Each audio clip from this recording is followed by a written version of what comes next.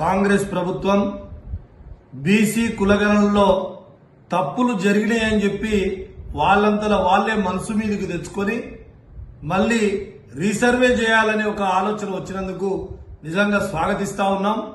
ముందు నుంచి కూడా బీఆర్ఎస్ పార్టీ బీసీ సంఘాలతో కలిసి ఎప్పటికప్పుడు ఇది తప్పుల తడకగా ఉంది, ఇది శాస్త్రీయంగా లేదు అని చెప్పి మొత్తుకున్న కాంగ్రెస్ పార్టీ ప్రభుత్వం ఎన్నడూ వినలేదు, మొండిగా వ్యవహరించింది.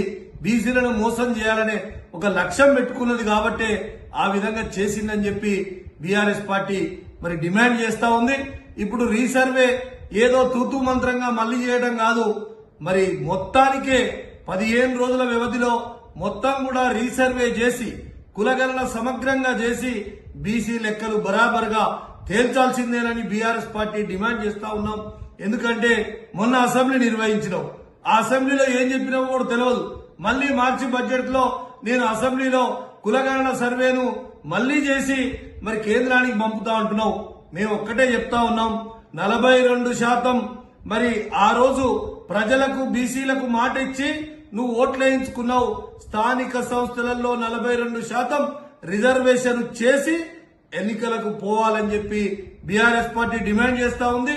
మళ్లీ మొత్తము తెలంగాణ మొత్తం రీసర్వే చేయాలని కూడా డిమాండ్ చేస్తా ఉన్నాం.